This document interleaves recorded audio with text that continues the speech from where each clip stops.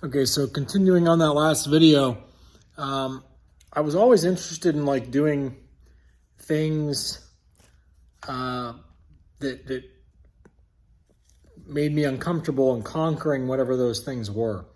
So, like for instance, one of the things when I was a kid, I wasn't a great swimmer by any means. I've always had like little skinny arms and legs, and I always was eating ice cream, so I had a thick body. I didn't eat healthy as a kid. So, I wasn't the strongest swimmer, but I knew like I wanted to conquer it. So one of my grandparents had a pool and in their backyard, and so I figured out how to swim and everything, and it didn't, I wasn't like good at it fast, and I've never become like a great swimmer by any means. When I started kite surfing in the ocean, okay, that was huge anxiety level for me. That was like in the year 2011 or 12, somewhere in that ballpark. Huge anxiety because I knew I wasn't a good swimmer, especially with my bad leg now and just different things. But neither here nor there. I just went out there and I focused on what I was good at, and I got really good at flying the kite on the beach first before I went out in the ocean. But anyway, I recognize that the thing about the Navy SEALs is you have to completely lose your fear of drowning. You have to have the trust that they are going to rip you out of the water and resuscitate you. You have to have that confidence and kill the anxiety. And they do all kinds of exercises, and I can't even begin to tell you what they all are. I just know that they do them. They do all these exercises with Navy SEALs where it's like they're trying to get you to overreact. It's like jumping in. I mean, one of the things that the SEALs do, but just for the rest of us, something simple, is just jumping into like an ice bath, like super cold water. That's that super anxiety. So what I see most people do in life is they want to try to eliminate the pain and eliminate the anxiety instead of master it. So it's like, dude, before I jump in this ice cold water, I'm going to do some drugs, and I'm going to take some steroids, and I'm going to do this, and I'm going to do this, and that's going to get me ready so that I can do this. And the next thing you know, everybody jumps in the water. The sober person gets over their anxiety. They get through it, and they say, okay, this exercise is over. Time to move on. And meanwhile, the druggy, steroid, egotistical fucking moron, because that's what that shit does to you. It makes you fucking dumb as shit in certain ways. It makes you an egomaniac. And you're sitting there in the water still proud of yourself. Since I took this special substance, now I'm special. Since I took this special substance, now I'm special. You're not special. You took a substance which made you fucking oblivious to reality, and you're currently getting hypothermia and you're fucking frostbite, and you're going to lose appendages when you come out of it. Like, I know people, I've met people in my life at this last place I worked. The guy had drop foot like I did, but the reason why he had drop foot was because he had basically overdosed, if you will, and passed out, and his leg, the circulation was cut off to his leg for so long that it killed his nerve. Here I thought I had it bad by having drop foot from getting in a motorcycle wreck. Imagine knowing, and I'm not trying to pick on the guy, I'm just saying, I'm being blunt for a second. Imagine knowing that the reason why you have drop foot in your left foot is because you did drugs and passed out. It's like, to me, progressing at something like motorcycles or whatever is more virtuous, I guess, and more, self-respectable than I got so passed out that my leg went to sleep for so long that it killed my nerve. I mean, I don't know. Anyway, I'm not trying to be an asshole, but I'm just saying. So I think that the biggest thing that you take away from SEAL training is that concept of, it's not that you eliminate fear. Fear is a real thing. You learn how to manage it, and you learn how to stay logical in moments of extreme fear and anxiety. And you learn how to stay below your limit. And you learn how to continue to treat your team with respect while things are going to shit. Okay? You conquer the situation. You continue to treat your team with respect while things are going to shit. So when I find people who treat each other with respect when things are going to shit, I'm all on board to want to be friends with those people because that's who I want to be. And I think that this is the situation, what set me off so bad about this road easement situation. I felt that I was being disrespected. And the person had already disrespected me on something else earlier, not even a couple weeks earlier, about something else that was not my fault. And he's throwing me under the bus with his family members on something else. It's like people start to paint you as bad for what goal? For what's the purpose of trying to paint you bad? You think that people are going to admire you for hanging out with somebody if you start to paint somebody bad? Like if you start to paint me bad, you think that people are going to be like, oh, that's so virtuous of you to still hang out with Brandon after you start to paint him bad about things that aren't actually his fault or that we believe are his fault? No, people are going to say, get the fuck away from that guy. So you're not doing yourself any favors to try to start to paint somebody bad. All you're doing is burning a relationship on somebody who had your back to the nth degree. I would have had this guy's back, and I still do. You know, I can forgive shit. But the goal is you got to say sorry. I say sorry so easily. I say it in these episodes. Sorry, I fucked up this. Sorry, I said this. Sorry. People who can't say the word sorry, you're right. What, didn't mean to do that. If they're not willing to say the word sorry, I learned something a long time ago. They're not sorry. Okay, it's very simple because saying sorry is much easier than trying to make things right. Okay, so if a person's not even willing to verbalize the word sorry about that, you know, didn't mean to do it that way. Let me fix it. Let me do better next time, whatever it is. I say sorry about that all the time to everybody, whether friend or foe. You know what I mean? I say it, but the point is, or stranger, you know what I mean? When people start to get into this mode that they are entitled to act like a fucking idiot and not be logical and become these big, I call it like a person, like when you're on testosterone therapy, like you start acting all macho and proving you're tough shit. Now, don't get me wrong. Another solution to solving the land issue with the easement is you put up like a fence, okay? A temporary fence. Had that been one of my options, hey, Brandon, so that this doesn't keep happening, will you run down the street and get this permanent fence put up? Fuck yeah, let's do that. That way I don't have to fuck with this shit anymore. I'm all for logical things. But just going out and yelling at people, you're not supposed to be on our land. Yeah, they already know that. They already know that. We've already said it to them over and over and over and over, and that's where I came up with the idea of call me first before you come on the land. That way I can go out there and intercept them and prevent them from coming on the land. It's like the gun debate, how to prevent people from getting shot. It's counterintuitive to people when they have brain lapses. I guess when people get older too, they just stop thinking well, and I'll be the same way, and I'll probably be the same way before I'm even this guy's age, who I'm talking about. So it's one of these things of life. But the point is, all of this stuff comes back to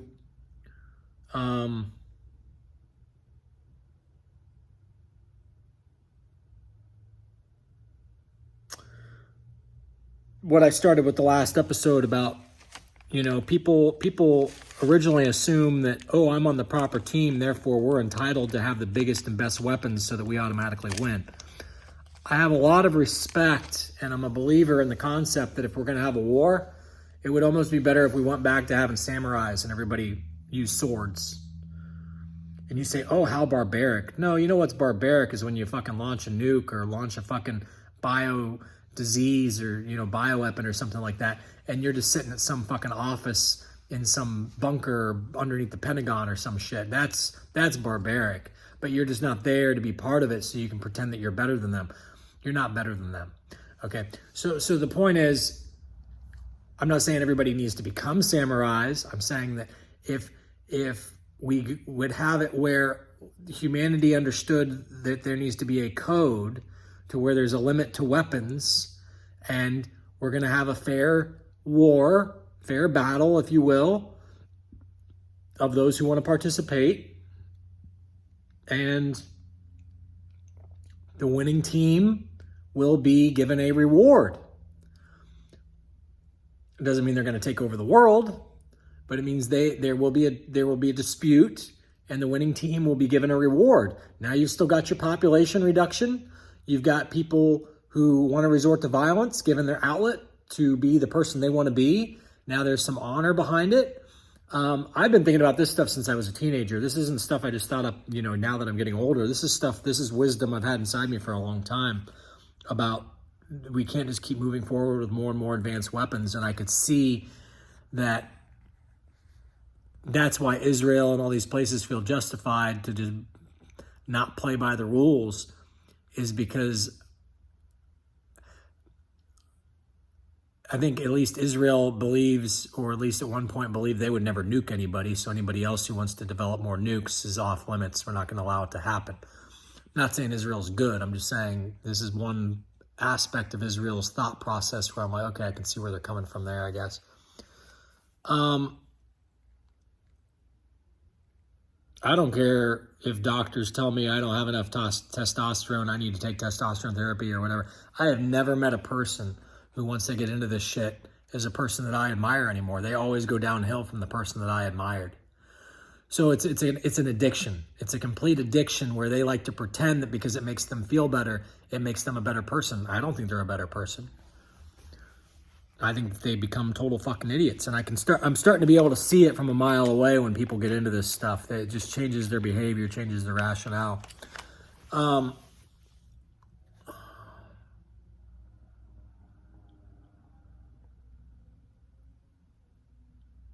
This year, and even the last several years, since like 2016, my life has really been challenging. And my whole life's been challenging. It's been very challenging. And people think that they know what challenging's about. But I had a lot of self-discipline where I wanted to do things the right way for parents and grandparents and try to keep everybody happy. And it's very difficult when you have two different sides of the family who have two completely different night and day moral compasses, ideals, what's important. And you're trying to please both of them and figure out a happy medium, not even a happy medium, like a middle ground. You're instead trying to figure out, how can I create the SUV that also goes 220 miles per hour and beats a Corvette? It's like you're trying to invent yourself to exist to satisfy all parties' demands, okay? But the point is, be a faster sports car for one side of the family and be a better SUV for the other side of the family than has ever existed before, and you're trying to forge yourself into this diamond. And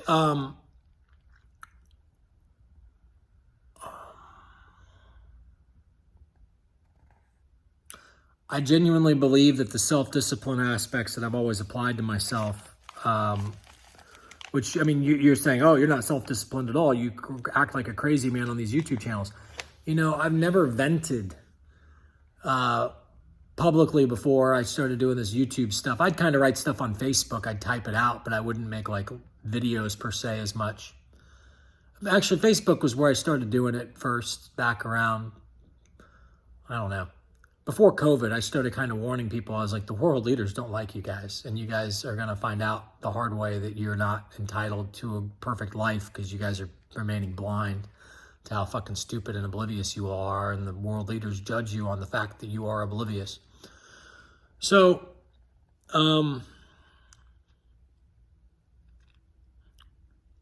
they have no conscience to treat you like shit if they believe you're oblivious. They view you as a cow. So,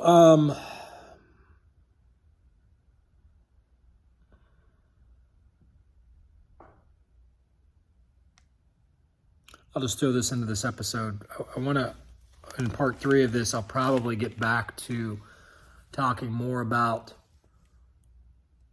just brainstorming verbally, brainstorming about the idea of this technology I have and setting it up so that people don't have full access to all the technology unless they first pass X amount of social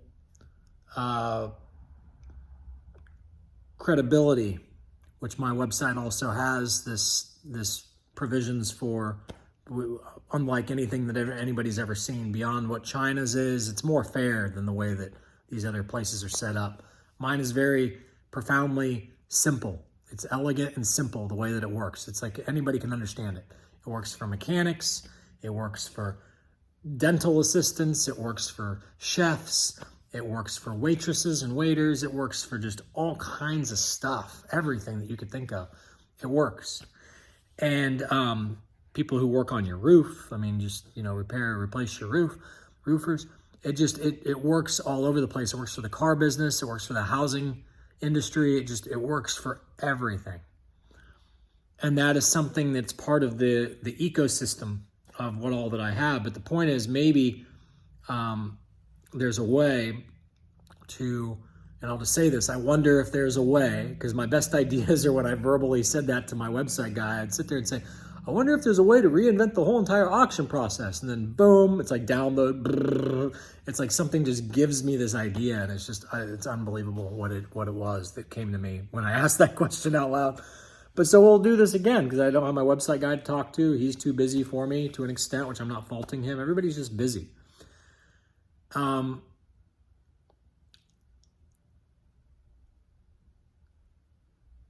And the best inventors in this world all say, if you want the best ideas, you got to be alone. Well, something I wanted to put on film today, a really profound thing that I came up with is, it's one thing to choose to just go be by yourself, but still have a bunch of people backing you, and those people are on your team and you're worried about your team. It's another thing to really kind of be alienated, whether you do the alienating or other people do the alienating. It's really another thing to be alienated and really be alone. And I think that if you are justice-oriented, as you're justice-oriented in the sense that there is a higher power, there's a God, and he wants us to, treat each other well. And somebody in the last video made a comment about the golden rule, he who has the gold makes the rules, that's the joke. But the real golden rule, the biblical golden rule is do unto others as you'd have others do unto you. I feel that golden rule needs to be revised, because that golden rule, if you ask a bunch of 5-year-olds, okay, you got to do unto others as you'd have do unto you, and you leave them all alone, and they're in charge of their diets, they're all going to be fucking eating ice cream. It's like we all took a poll. Everybody wants to eat ice cream. They want me to serve them ice cream while they rollerblade and play video games all day, and I want them to serve me ice cream while I rollerblade and play video games. And so that's what we all do. We all serve each other ice cream and rollerblade and play video games. Do unto others as you'd have others do unto you. So a better golden rule is behave in a way that you want others to behave if there were no teams. See, when there's teams, you say, oh, I want people to have my back and kill for me and steal for me and do all these things for me and do drugs with me and eat ice cream with me and blah, blah, blah, blah, blah, and tell me I'm not fat when I get fat. I want to have a team who has my back, and anybody who crosses us, fuck them. That's tribal. That's the complete opposite end of the spectrum of justice. So freedom and justice for all and liberty is one end of the spectrum. Tribal, we're going to just behave however we want to behave, and if you don't like it, you can go fuck yourself. I'm not responsible for my behavior. I'm not responsible for my family member's behavior. When I told my family member how to behave, I'm not responsible for that, and anybody who's rude to us after we're rude to them, they can go fuck themselves. That's tribal, okay? That's the complete opposite end of justice-oriented, and I've known that for a long time. It's not just something I came up with yesterday. It's something I've known since I was very young. I would just think to myself all the time. I'm a big believer in reflection and thinking to yourself, because it allows you to figure out inconsistencies and figure out this is one end of a spectrum and this is another end of a spectrum, and most people think that these can both coexist.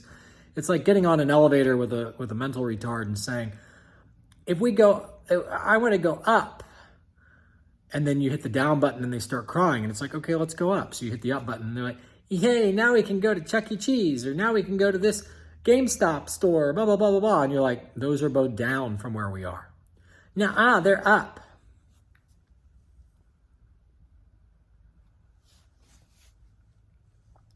That's what it's like. It's like being on an elevator with a person, or being on an elevator with somebody who thinks they're so fucking intelligent, where they're like, quantum theory says that we can be in 2 locations at once. So if we push the up and down button simultaneously, even though we might perceive that we're going down on the elevator, we're actually going up at the same time in an alternate universe and blah, blah, blah, blah, blah. You know, just all this fucking bullshit. Yeah. And the point is, everything's trade-offs.